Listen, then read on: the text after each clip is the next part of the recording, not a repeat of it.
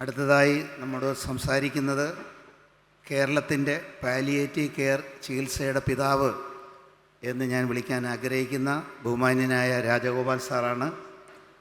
Doctor Rajagopal sir Padmashri doctor MR Rajagopal സാറിനെ പരിചയപ്പെടുത്തേണ്ട കാര്യമില്ല.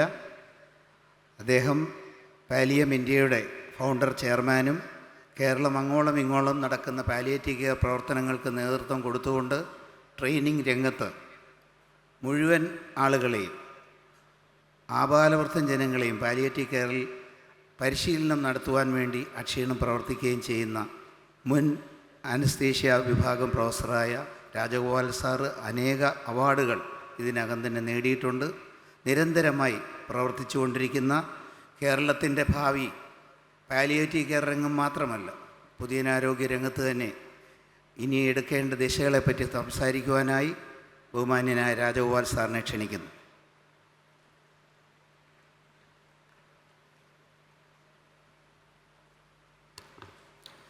ബഹുമാന്യരായ ആരോഗ്യമന്ത്രി, principal secretary, director medical education, public health ആചാര്യാസ് of the country, Dr. Srinath Reddy, Dr. M.V. Pillai, Dr. Sundar Raman, and my other friends on the dais.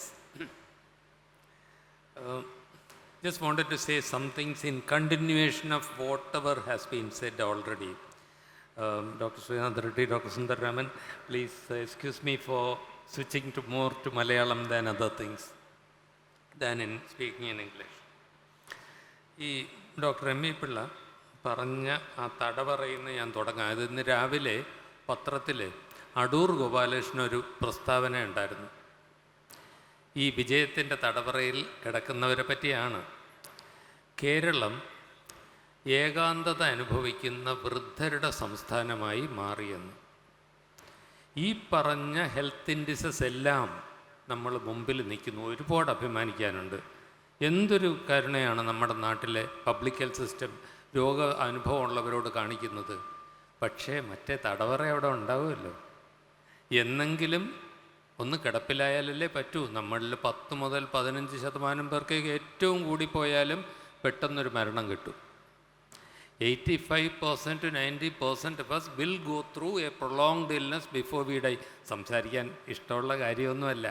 പക്ഷേ ഈ ആ പാലം അതവിടെ എത്തുമ്പോൾ കിടക്കാമെന്ന് വിചാരിച്ചത് അത്ര എളുപ്പമുള്ള ഒരു പാലമല്ല. ഒരല്പം ചിന്തയും കരുതലും തയ്യാറെടുപ്പും ഒക്കെ വേണം. ഞാൻ ഒരു പ്രസൻറ്റേഷനുണ്ട്, പക്ഷേ സമയത്തിൻ്റെ പരിമിതി എനിക്കറിയാം. അതുകൊണ്ട് മണി അടിക്കുന്നതിന് മുമ്പ് എനിക്ക് പറയാനുള്ള പ്രധാന 2-3 കാര്യങ്ങൾ മാത്രമേ പറയുന്നുള്ളൂ. ഞാൻ പ്രസൻറ്റേഷൻ കാണിക്കുന്നില്ല. ആ പടം കണ്ടോ? Doctor M.V. പിള്ള പറഞ്ഞ തടവറയിലുള്ള മനുഷ്യരാണ് കടപ്പുറത്തിരിക്കുന്നത്. ഇത് ഒരു ലോക പാലിയേറ്റീവ് കെയർ ദിനത്തിൽ ആ സാധാരണഗതിയിൽ 4 ചുവരുകൾക്കുള്ളിൽ മാത്രം കഴിയുന്ന മനുഷ്യരെ കടപ്പുറത്ത് ഒന്ന് കൊണ്ടുവന്നതാണ്. പച്ചയും ചുവപ്പും കുപ്പായിട്ട ആ കുട്ടിക്ക് കാലിന് അരയ്ക്ക് താഴെ സ്പർശന ശക്തി മോശമാണ്. ശരിക്കറിയില്ല. എന്നാലും ആ കുട്ടി പറഞ്ഞത്, എൻ്റെ കാലിൽ ആ തിരവന്നടിക്കുന്നതായിരുന്നു എൻ്റെ ജീവിതത്തിലെ ഏറ്റവും നല്ല അനുഭവം എന്ന്. The girl in red and green said on World Palliative Care Day when they were brought to the seaside that though she did not have normal sensation in her legs, she said, the waves touching my feet was the best experience that I have had in my whole life. Is that healthcare? What has that to do with healthcare? We have all been taught, and we quickly try to forget the definition of health as physical, social and mental well-being. And the common people in Kerala and the government of Kerala together has achieved this pinnacle of healthcare. Those people are not left lying within 4 walls. 84% of the world at least is low and middle income countries.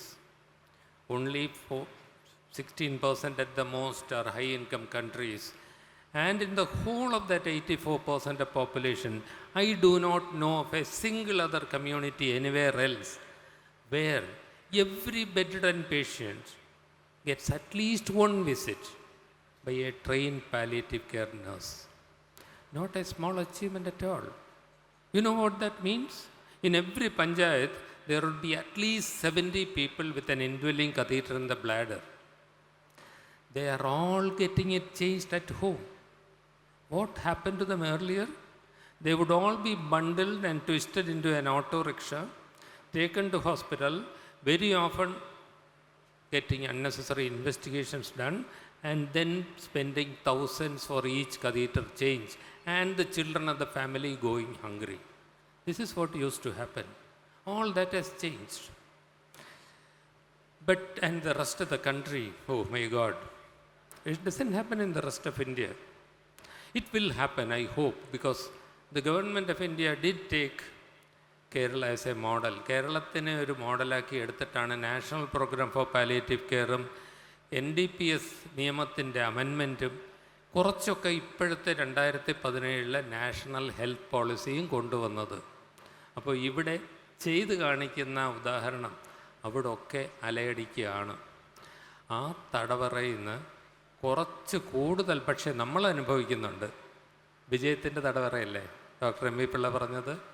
അതായത് നമ്മുടെ health industry ഭേദമാണ്, ചികിത്സ ഭേദമാണ്. അപ്പോൾ കുറച്ച് കൂടുതൽ കാലം കിടക്കുമല്ലോ.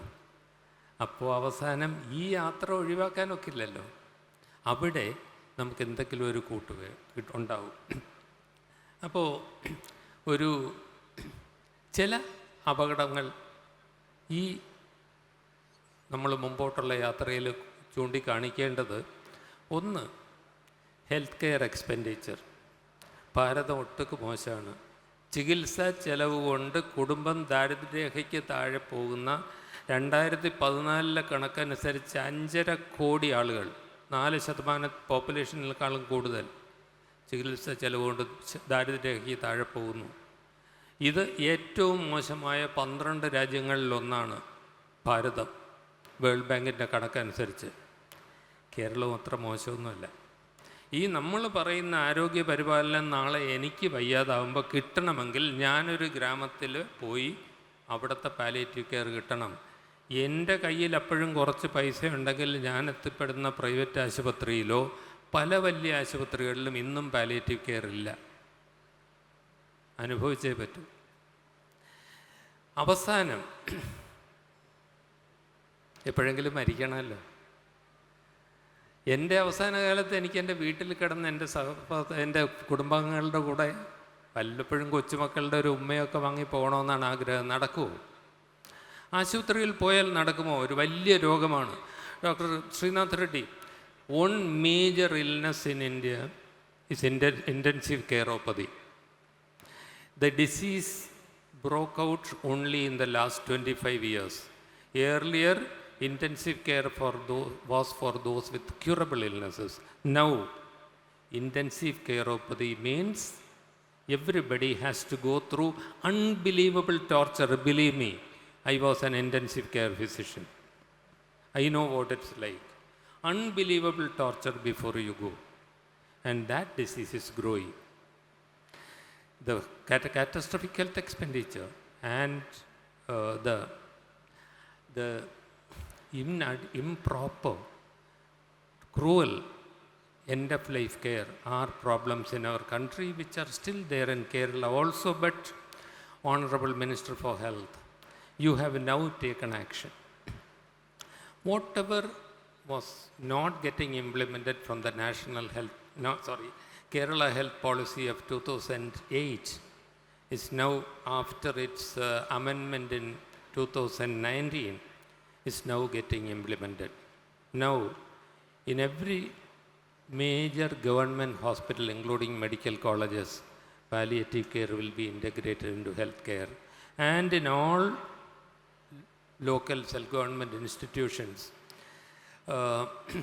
the non-government organizations and government system, according to this policy, is going to work together so that they are not divergent. These are all things for offering us great hope for the future. I am proud to be in this stage. I hope we will keep growing as Dr. M. A. Pillai suggested. Thank you all very much.